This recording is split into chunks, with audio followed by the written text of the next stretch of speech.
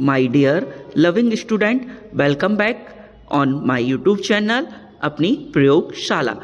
Today we will solve your half yearly exam paper of English class 10th. You can match your answer and count your marks on the basis of this answer sheet which has been prepared by your English teachers. Very good. Class 10th half yearly exam 2024 and 25. Subject English. जी हाँ, Section 1 Reading. Question 1. Read the following passage carefully and answer the question that. आपको passage अच्छे से पढ़ना है और नीचे दिए हुए क्वेश्चनों के आंसर देना है।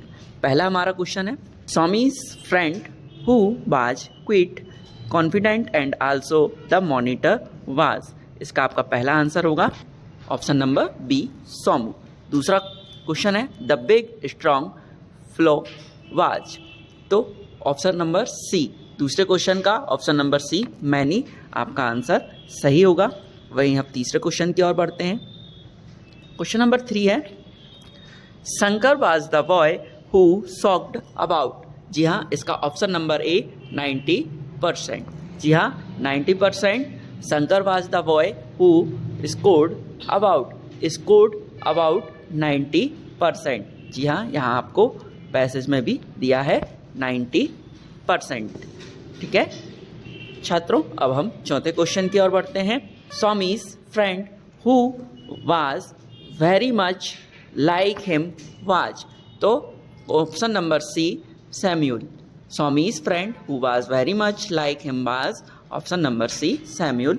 वहीं आपका पांचवा क्वेश्चन है, the boy who had a Tamil novel under his arm and his cap at an angle was, तो इसमें आपका ऑप्शन नंबर ए, मैनी, आपका सही होगा। वहीं अब हम दूसरे क्वेश्चन की ओर चलते हैं जो पेज नंबर 3 पर है। Question number 2, read the following passage and answer the question given below. इसमें भी आपको पैसेज देखना है और आंसर देना है क्वेश्चनों के जो नीचे दिए हुए हैं। Choice the correct answer. पहला question, a shark is not an individual because, तो option number C, it hunts in groups at time. दूसरा है, the country which has not declared white sharks a protected space is, option number B, India. Protect, ठीक है छात्रों, option number B, second वाले का answer.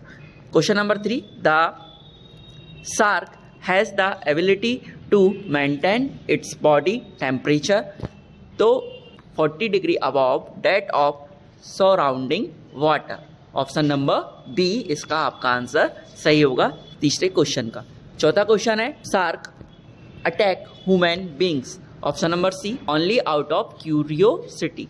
ठीक है, only out of curiosity, option number C, shark attack human beings.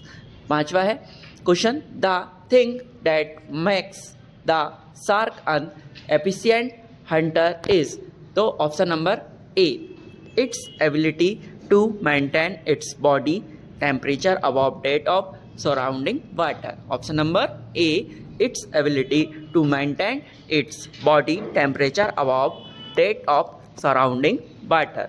वहीं अब हम सेक्शन नंबर बी पर चलते हैं। उसमें हमें दिया हुआ है पहला क्वेश्चन सेक्शन नंबर बी का, लेकिन इस प्रश्न पत्र का तीसरा, read the following passage and make notes on it and give a suitable title. आपको पैसेज पढ़ना है और नोट बनाने हैं और साथ में एक आपको सुटेबल टाइटल लिखना है। Question number 4, right an application to the principal government Padma CM Rise School Gwalior requesting him to issue TC school leaving certificate as your father has been transferred to Indore. Singers Mohini Amar Singh of class 10 A। जी हाँ, आपको चौथे question में एक application लिखना थी principal को जो कि गवर्नमेंट पद्मा CM राय स्कूल ग्वालियर में है। उनको आपको रिक्वेस्ट करना है कि मेरी आप टीसी इशू कर दीजिए, जो स्कूल से लिविंग सर्टिफिकेट होता है वो मेरा इशू कर दीजिए, क्योंकि मेरे फादर का जो ट्रांसफ़र है, स्थानांतरण है, वह इंदौर हो चुका है। अगर आप छात्रा हैं तो मोहिनी लिखेंगे, और अगर आप छात्र हैं तो अमर सिंह लिखेंगे। लेकिन क्लास कौन सी रहेगी आपकी? Class 10th section A. और राइट, वहीं आपके अथवा में दिया है चौथा question, right a letter to your friend Hemant congratulating him on his brilliant success in the high school examination.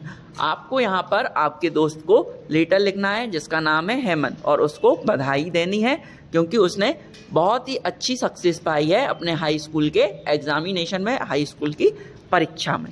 ठीक है, वहीं हम आगे बढ़ते हैं। Question number 5, right a paragraph is about 150 word on any one of the topic.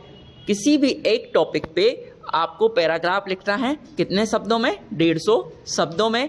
पहला है my favourite leader, second है science in your daily life, science in your daily life, wonder of science, या science in your daily life पर भी आप लिख सकते हैं 150 शब्द में, वही है इम्पोर्टेंस ऑफ 3। डेली लाइफ पर भी आप लिख सकते हैं 150 शब्द में, वही है इम्पोर्टेंस ऑफ 3। महत्वपूर्ण क्यों है, इनके बारे में भी आप लिख सकते हैं। तीनों पैराग्राफों में 1, 2 और 3, तीनों में से किसी भी एक पैराग्राफ पर आप 150 शब्दों में ये टॉपिक लिख सकते हैं। छठा है look at the picture, give blue and right a short paragraph on it. वहीं आपको 75 शब्दों में एक शॉर्ट पैराग्राफ भी लिखना था। लुक एट द पिक्चर मतलब इस पिक्चर को देखते हुए, ये जो चित्र बना हुआ है इसको देखते हुए वहीं पर आपको 75 शब्दों में एक छोटा सा पैराग्राफ लिखना है। जी हाँ, आपको साफ सफाई पे से एक पैराग्राफ लिखना था जो कि यहाँ पर इस चित्र में दिया हुआ है।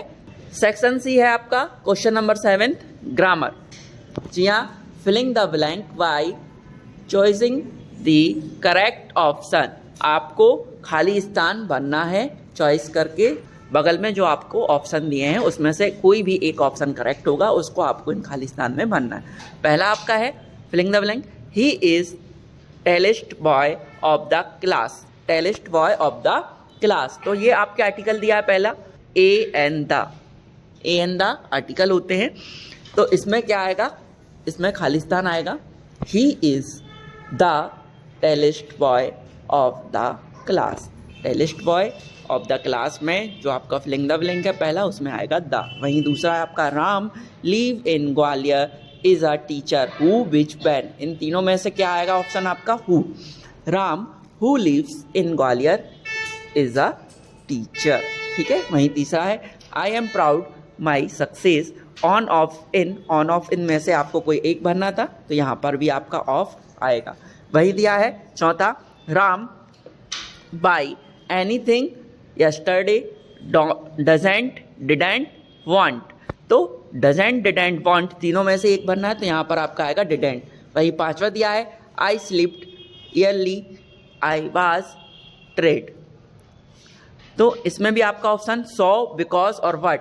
सो, बिकॉज और वट में से भरना था। बट का हिंदी मतलब लेकिन, बिकॉज का मतलब क्योंकि। तो इसमें आपका ब्लैंक पे आएगा बिकॉज।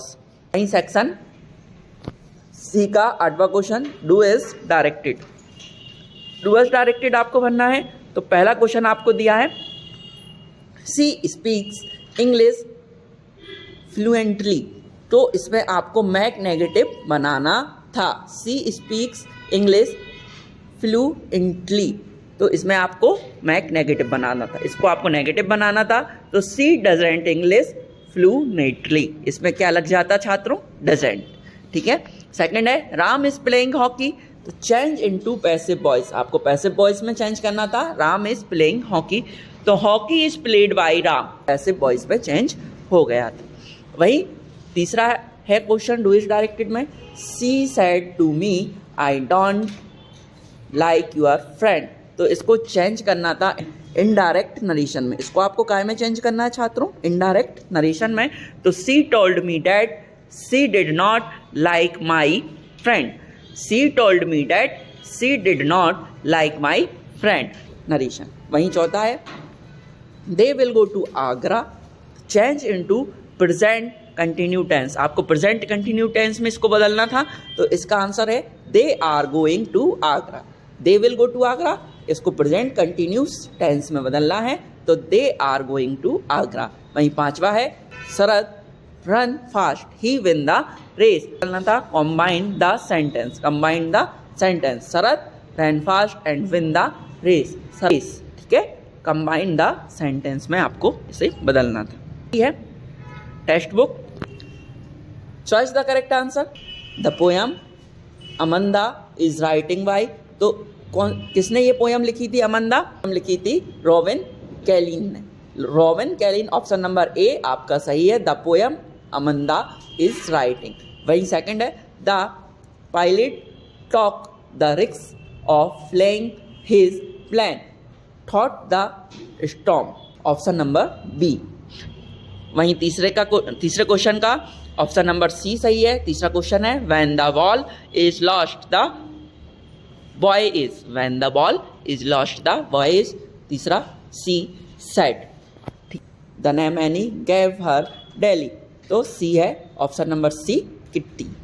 ठीक है, वहीं हम चलते हैं क्वेश्चन नंबर 10 पे। The read following extract and answer the question. इसको भी आपको रीड करना है और क्वेश्चन के आंसर आपको देना है। पहला है, the house belonged to. A option Lencho. Lencho, the house belonged to, option A Lencho. The house stood, option C, on the crest of a low hill. Question number 2 का option C, on the crest of a low hill, option number C. वहीं question third है, from the top of the hill on could see the river and the field of rice corn. The river and the field of rice corn, option number C आपका इसमें सही रहेगा। Question number 10 का B का पहला question है, the read following extract and answer the question. पहला question है, the word it here refer to, option number C ice. The word it here refers to, option number C ice. वहीं पर दूसरा question है, the correct synonyms of hate is, तो dislike. The correct synonyms of hate is, तो option number B dislike. तीसरा है, the word suffice means to be, option number सी इसका सही है। अब हम क्वेश्चन नंबर 11 पे चलते हैं। Answer the following question any 6। 12 number के आपके ये क्वेश्चन थे। उम्मीद करते हैं आपने सभी क्वेश्चन किए होंगे। 7 क्वेश्चन में से आपको कुल 6 क्वेश्चन के आंसर यहाँ पर लिखना था। वहीं 12वें नंबर पर आपको क्वेश्चन दिए थे 3, इसमें से आपको 2 आंसर लिखना थे। Answer any 2 of the following in short, इसमें भी आपको 3 क्वेश्चन दिए थे जिसमें से आपको 2 क्वेश्चन करना थे, इसमें भी 4 अंक मिलेंगे। वहीं आपको क्वेश्चन नंबर 14 अथवा में भी दिया है और ऊपर भी दिया है, दोनों में से उसमें आपको 3 नंबर मिलना है। वहीं 15वां भी अथवा में 2 क्वेश्चन दिए हैं, इन दोनों में से भी आपको 1 करना था, इसमें भी आपको 3 नंबर मिलते हैं।